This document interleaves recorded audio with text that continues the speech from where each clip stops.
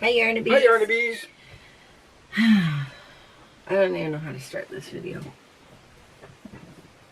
So, coffee. Jeff. I don't have coffee. I got my other stuff. Oh, gross.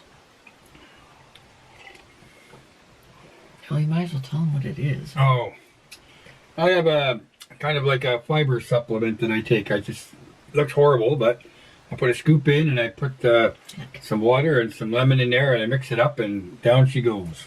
Yeah. It's like chunky and grassy. Well, it's got all kinds of good stuff in it, but basically it just helps with the digestion and everything, and hopefully prevents the diverticulitis, which we don't like. So yeah. Okay, so what are we doing? Our chocolates? No. Oh, our quiz. Which was the one that we did? What's the first one? Russia's Father Frost arrives on New Year's Day on a horse-drawn sleigh. What's the name of his companion who helps him place presents under the trees? Well, it has to be Tonto, right? What? Isn't that like the Lone Ranger and Tonto? What? No. I have no idea. And the answer is, it's his granddaughter, the Snow Maiden. So apparently she doesn't have a name either. She's just the Snow Maiden. Okay. That's yesterday's question. Let's get on with today's question. You, Bailey. Bailey, quiet. Okay. There's obviously a cat in the neighborhood or something going on. Or it's just air. That's the answers. Oh, this is a good one. Need these? What nickname for Christmas did John Lennon coin? Oh.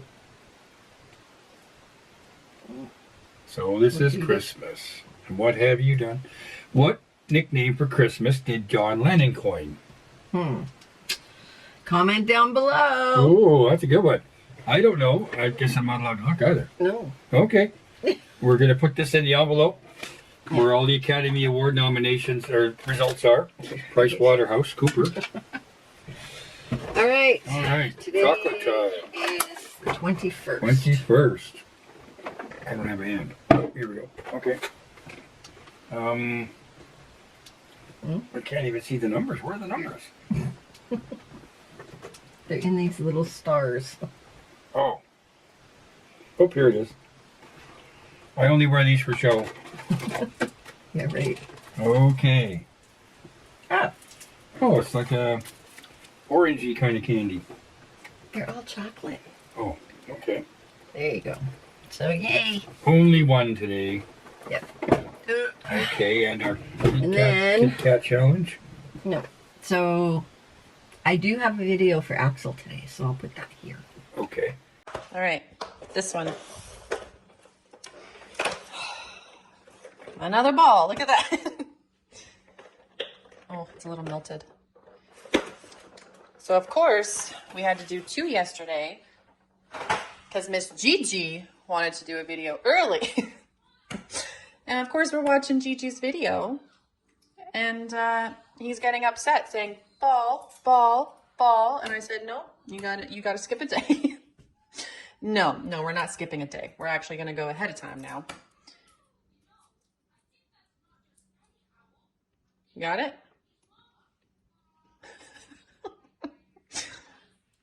Thanks, Gigi. You messed up the schedule. Oh, thank you. Oh, it's so melted. Can I see that? Oh, no. Oh. Well. That idea of not eating the paper. Yeah, that might happen now. Okay, eat it before you get chocolate everywhere.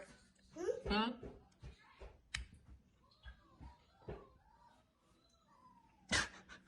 Okay. You got your ball? You happy? Yeah. Yeah, okay. All right. Kit Kat. Kit Kat challenge. Okay. You might want to get it in the box. Okay. Oh, it's a dark chocolate one, obviously. Oh. Cacao. cacao. It's this one. Okay. Cocoa, 72% Okay. cacao. I'll show her. I'm not a big dark chocolate fan. Yeah. Me either. I'm more of a milk chocolate guy too. But Although I am starting to like white chocolate. okay. So there's that. Oh. All right. Ooh, it is dark. Ooh. Pink. Oh yeah. Ooh. Oh, I'm dark. that's strong dark chocolate. Wow. Oh. Whoa. That's like biting into baker's chocolate. Yeah, it almost tastes like that unsweetened baker's chocolate stuff, eh? Yeah. Ah. Not a winner, this one. No. Okay. Now I need coffee to wash it down. All right. Okay. Is that everything you need me for? I guess so. I can come back. I can put the app back on. And if I get tagged, I'll run out. You're gonna make a fire too. Oh, I have to make a fire. It's cold in here. Yes. All right. Today is a ominous kind of day. It's rainy and ugly and Yeah. dark. We're gonna have 4 days of straight rain, rain, rain. And we do this usually around Christmas time to discourage people from moving here. But it's not working because people are still moving here. Yeah. So if you're thinking of moving here, we are full. So please don't. Okay. So I woke up, Sandy said, do you want to light a fire? And I was thinking, ooh. But she just wants the house to be warm. So Yeah. anyway, I'm going to go light a fire now. Bye. My hat. I look terrible in hats when I don't have long hair.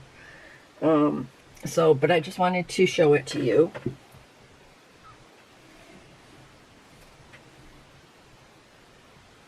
This is the cotton candy beanie that I sent out to all of the members as a gift. And it's also available, the pattern's available on my Etsy page. So, here, let me switch over hats. Oh.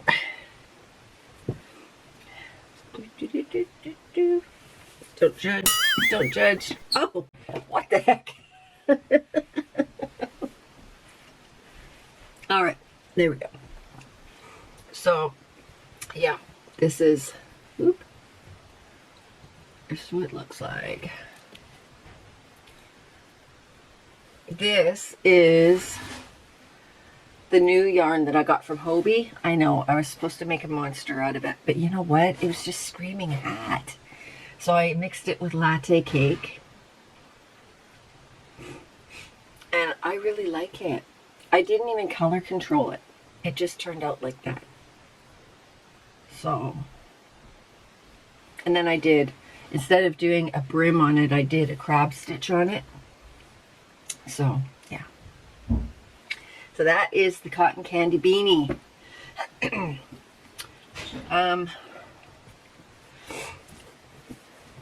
Today, I thought I'd sit and chat with you for a little bit. Today is the anniversary of my mom's passing.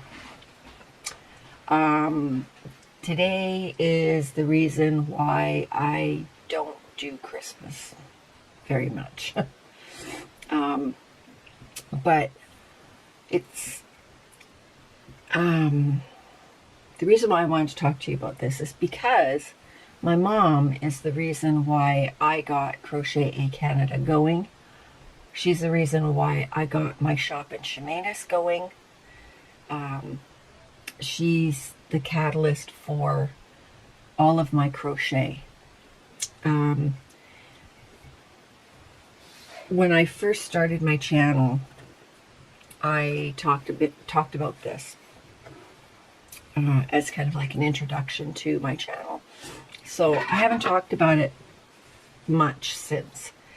So I thought now that we have new members, it might be a good time to talk about it. So, my mom passed in 2008, and it was a really hard time for us. as a family. We couldn't make it. She lived up in the Okanagan in Princeton, and we lived down here in the mainland. And that year was the one year that it snowed so bad. And we couldn't get up there.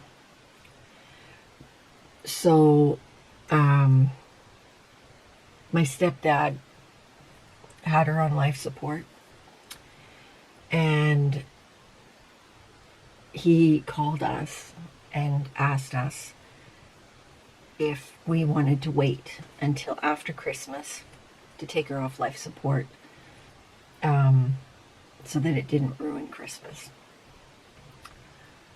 Our answer was, don't let her suffer. Christmas is going to be ruined anyway. Just let her go. And he did. And she died today in 2008. She died peacefully. He was right by her side. And it's been hard ever since.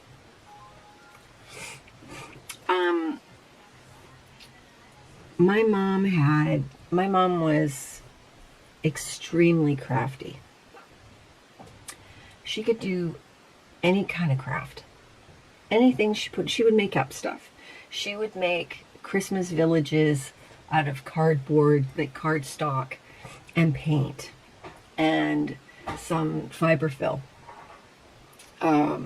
Like she was extremely crafty. She would take her take old curtains and she would make her nightgowns. She could sew, knit, crochet, cross stitch. She could do any craft under the sun. She used to paint. She did so many things, and back then we never appreciated the stuff that she gave us and that she made us. And I really regret that. I think most kids are like that, though, because they figure they'll be around forever. And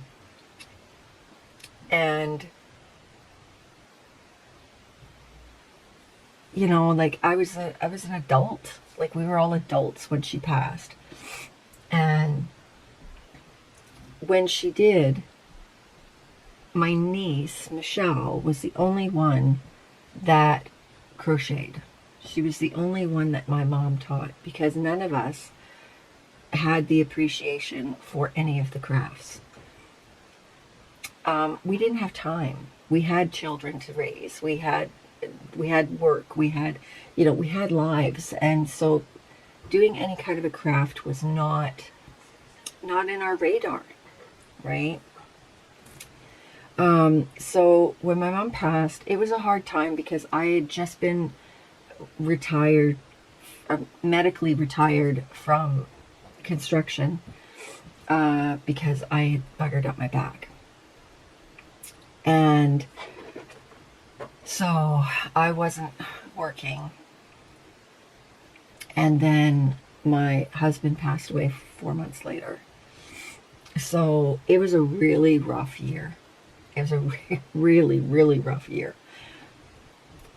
But I ended up having to go back to school because my medical EI ran out, or was running out. So I decided, although my back was messed up, I had to find something else to do.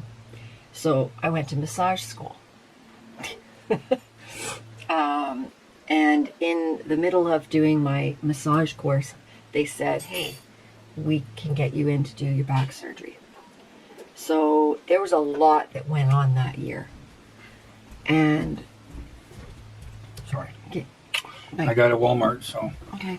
All right, and the fire's going, so just keep it going. Okay, thank you. So yeah, there was a lot going on that year. So crochet was not on my radar at all. until after I had my back surgery and I was laid up for a bit. I was at home, I was bored, and it all of a sudden came to me. Hi. So I went to edit my video and I accidentally deleted half of it. Yay. So I have to try and remember what the heck I was talking about with this. So I think the last part that I was talking about was how my niece was the only one that my mom taught how to crochet. So I basically asked my niece to help me learn how to crochet. And she started me off making a granny square blanket. But I was all confused about the corners and everything, because the way that she was making blankets was doing the double crochet in each stitch and then the corners, and then she would turn her work, and I was so confused. So I did a couple of blankets, and then I went on YouTube and I learned how to do the granny square clusters, and that was so much easier for me. And so that's what I started doing, and from that point on I just exploded into learning how to do different things. And I really believe that my mom was working through me. All of this, it wouldn't have happened if it wasn't for her.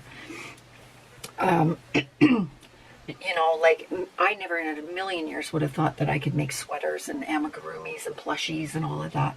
And I truly believe that she works through me, and she's having the time of her life, and she's able to shop for different yarns, and she's able to make different things. Because sometimes when I'm crocheting, I sit back and I go, it's almost like an out-of-body experience. It's like I'm crocheting it going, I can't believe I'm actually doing this. Because I never would have thought. So yeah, I really believe that my mom's having the time of her life. So yeah, it's pretty amazing. But I don't remember if I talked about this or not. Maybe I didn't.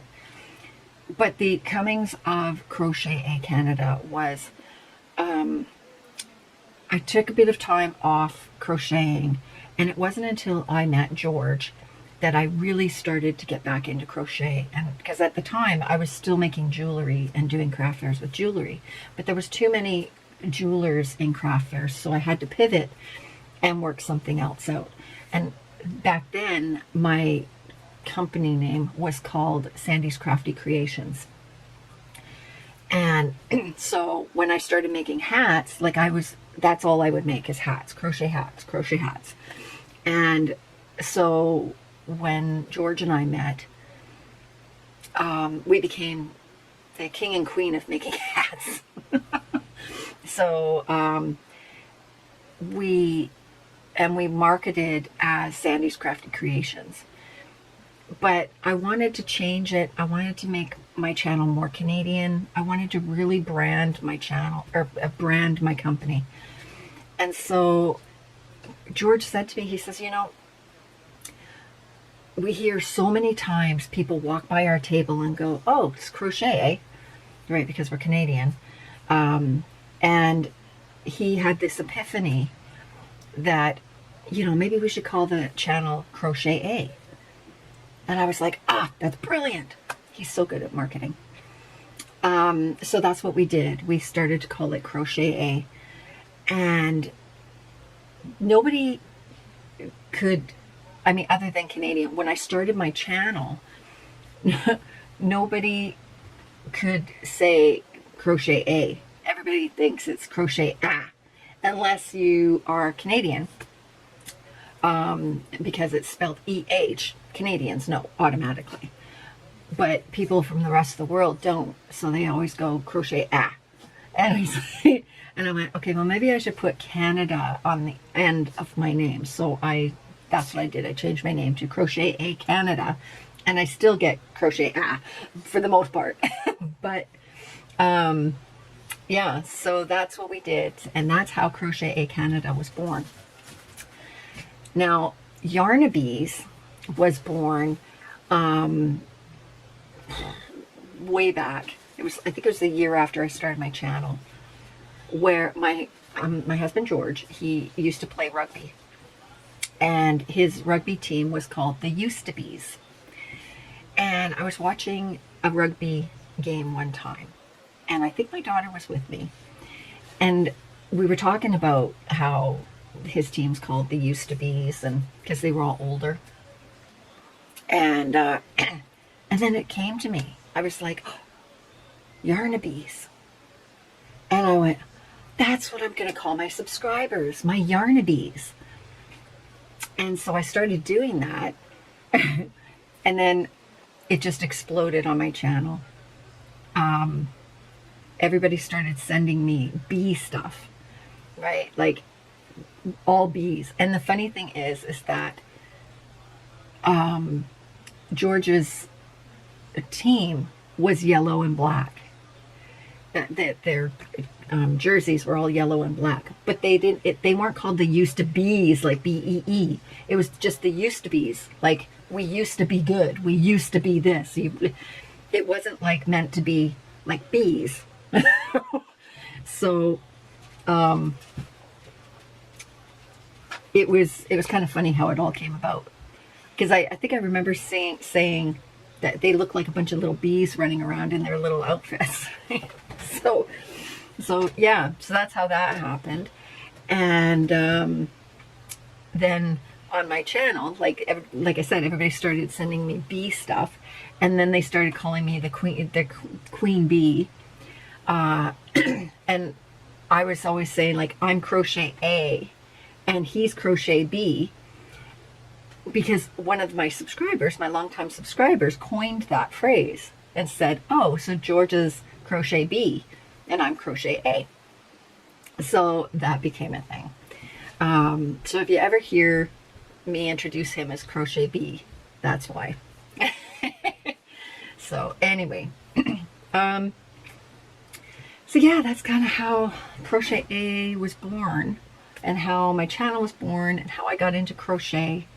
So yeah, so it's been a journey. It's been a wonderful journey, and I encourage you to go back and watch some of my first videos, like all my young videos, all my videos from when I started, because it's actually quite comical.